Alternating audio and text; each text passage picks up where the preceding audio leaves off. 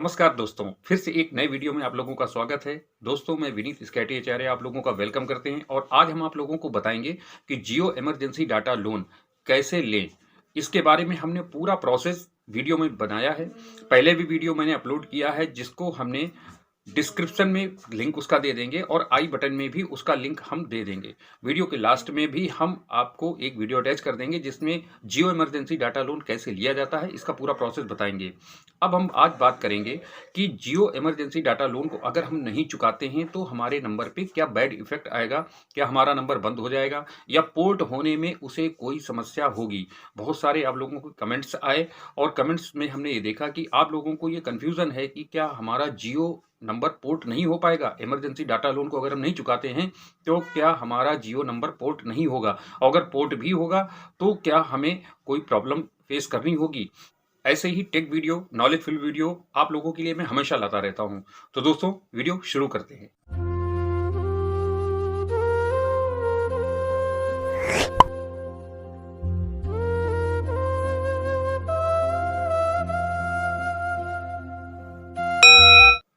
भाई, आप लोगों के बहुत सारे कमेंट्स आए कि सर हमें ये बताइए कि अगर जियो इमरजेंसी डाटा लोन को हम पे नहीं करते हैं तो हमारे नंबर पे क्या-क्या बैड इफेक्ट हो सकते हैं? क्या हमें पोर्टिंग में कोई प्रॉब्लम होगी? ये सारी बात हम आपको बताएंगे। दोस्तों, यदि आप जियो इमरजेंसी डाटा लोन को पे नहीं करते हैं तो सबसे पहला तो ये है कि आप लोगों का क्वेश्चन ये था कि क्या हमारा नंबर बंद हो जाएगा? बिल्कुल भी नहीं बंद होगा। दूसरी बात ये कि आप लोगों का ये भी एक क्वेश्चन आया था, आप लोगों ने कमेंट किया था कि जियो इमरजेंसी डाटा लोन को अगर हम पे नहीं करते हैं तो क्या हमारे जियो नंबर पे कोई बैड इफेक्ट आएगा, यानी कुछ सर्विसेज क्लोज कर दी जाएंगी या कुछ फैसिलिटीज रोक दी जाएंगी? बिल्कुल भी नहीं आएंगी। लेकिन अगर जब आप जो है जियो इमरजेंसी डाटा लोन को बगैर पे किए उसको पोर्ट करना चाहते हैं, यानी अपने नंबर को पोर्ट करना चाहते हैं, तो इसमें पोर्ट के दौरान आपको कोई प्रॉब्लम होगी कि नहीं, ये भी मैंने क्लियर कर लिया है। और क्लियर करने के बाद मैं आपको प्रूफ सहित बताऊंगा कि मेरी जो कस्टमर एग्जीक्यूटिव से जो बात हुई वो मैं आपको रिकॉर्डिंग सुनाऊंगा। उस रिकॉर्डिंग में उन्होंने क्लियर कहा है कि जिन लोगों ने जियो इमरजेंसी डाटा लोन को चुकता नहीं किया है, यानी पे नहीं किया है, उनके नंबर पे कोई भी बैड इफेक्ट नहीं आएगा, पोर्टिंग में कोई भी प्रॉब्लम नहीं आएगी। मैम, कहाँ से बोल रही हैं आप? सर, मैं जियो से बात कर रही हूँ। जियो मतलब हेड ऑफिस से? जी मुंबई से? जी जी बोलिए। अच्छा, कुछ नहीं, कुछ कंसर्न मेरा कुछ और था। एक्चुअल में क्या है, नहीं, मुझे जानकारी ठीक चाहिए है, थी कि बोलिए। अगर किसी के फोन में या किसी के नंबर पे इमरजेंसी डाटा लोन का बैलेंस बचा हुआ है, यानी कि उसको पेड करना है, उसने अनपेड है, अभी पेड नहीं किया है उसने तो इमरजेंसी। जैसे आपने, हाँ हाँ, पूछिए। इमरजेंसी डाटा लोन अभी उसका स्टैंड है, उसने ले रखा है लेकिन उसको पे नहीं किया है। उस कंडीशन में अगर वो पोर्ट कराता है तो क्या उसका नंबर हाँ पोर्ट हो जाएगा? हाँ, नंबर तो पोर्ट अगर करना चाहें तो हो जाएगा, कोई इशू नहीं है। एक सवाल आप लोगों ने ये भी पूछा था कि क्या हम अगर अपने जियो इमरजेंसी डाटा लोन को बगैर पे किए हम पोर्ट करना चाहें, यानी एमएनपी करना चाहें, दूसरे नंबर अपने नंबर को किसी दूसरे नेटवर्क में जाना चाहें, तो क्या हमको जाने में कोई प्रॉब्लम होगी? बिल्कुल भी नहीं होगी। आपका पोर्टिंग कोड भी आएगा, आप दूसरे नेटवर्क पे पोर्ट भी कर लेंगे, बड़ी आसानी से कर लेंगे। और वहां पर पोर्ट होने के बाद यदि आप चाहें तो उस नेटवर्क से फिर से आप जियो में भी पोर्ट कर सकते हैं, इसमें कोई प्रॉब्लम नहीं होगी।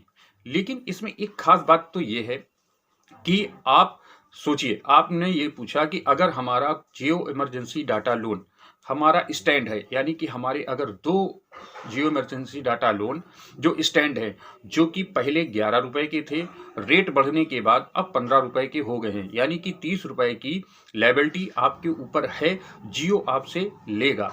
वो आपने बगैर चुकता किए आप दूसरे नेटवर्क में स्किप कर गए, यानी वहां पे आपने एमएनपी करा लिया, पोर्ट करा लिया। उस कंडीशन में आपका पोर्ट तो बड़ी आसानी से हो जाएगा। पोर्ट होने के बाद वहां पर आप उस नेटवर्क को यूज करेंगे। नेटवर्क यूज करने के बाद फिर से आप जियो नंबर पे पोर्ट भी करा लेंगे, कोई प्रॉब्लम नहीं आएगी। प्रॉब्लम सिर्फ एक जगह आएगी, वहां पर आपका नुकसान होगा। नुकसान किस बात का होगा, समझने वाली बात है। जब आप कोई नंबर पोर्ट कराते हैं तो आपके पास पोर्टिंग कोड आता है। पोर्टिंग कोड आने के बाद हफ्ता भर 10 दिन लग जाता है आपको पोर्ट होने में, यानी कि आपको उस नेटवर्क में जाने में। आपका वो सिम बंद होगा और दूसरा सिम चालू होगा जिस नेटवर्क में आप जाना चाहते हैं। उस दौरान हो सकता है आपकी वैलिडिटी के 2 दिन बचे हों, आपका कुछ डाटा बचा हो, आपकी कुछ सर्विसेज बची हों, उस सर्विसेज का लॉस हो जाता है आपको। वो लॉस कंपनी को फ़ायदा होता है। आपको कतई कंपनी नहीं रोकेगी, आप पोर्ट भी करा लेंगे, पोर्ट कराने के बाद आप मूव भी कर जाएँगे दूसरे नेटवर्क में, बड़ी आसानी से हो जाएगा।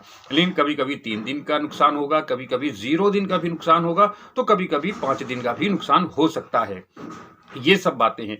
जब आप दूसरी कंपनी से पोर्ट होके फिर से पहली वाली कंपनी में आते हैं, सपोज दैट जियो में आते हैं, और आपका जो भी स्टैंड है अमाउंट वो रिफ्लेक्ट करेगा। लेकिन यहाँ पर सबसे ध्यान देने वाली बात है, कॉमन सी बात है, अगर आपकी कोई शॉप है, उस शॉप से कोई कस्टमर आपसे कोई चीज़ उधार लेके चला जाता है, चला जाने के बाद फिर वो किसी दूसरी दुकान में जाता है, वहाँ से परचेजिंग करने लगता है।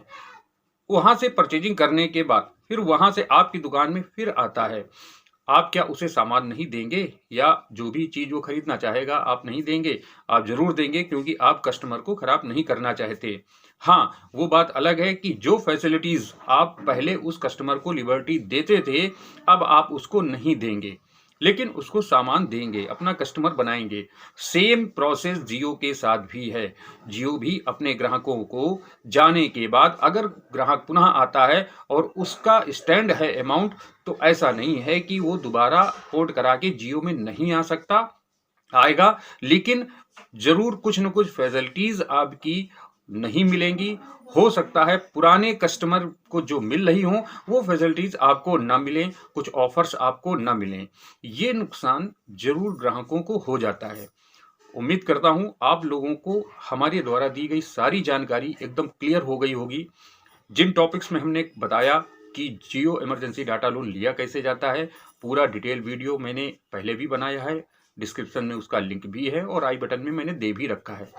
दूसरा कि जियो इमरजेंसी डाटा लोन पे न करने के बाद हमारे नंबर पे बैड इफेक्ट क्या होंगे, उसके बारे में भी हमने बताया आपको।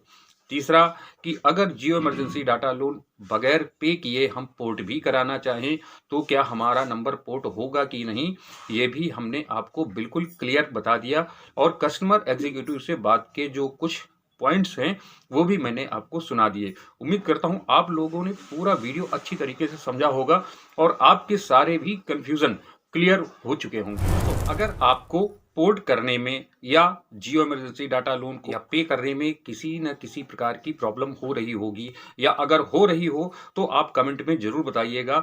हम उससे रिलेटेड आपको पूरा वीडियो बना के विद प्रूफ दिखा देंगे और हम आपको सॉल्यूशन भी देंगे। दोस्तों, वीडियो अगर आपको अच्छा लगा हो तो लाइक और शेयर करना मत भूलिएगा। अगले वीडियो के आने तक दोस्तों, जय हिंद।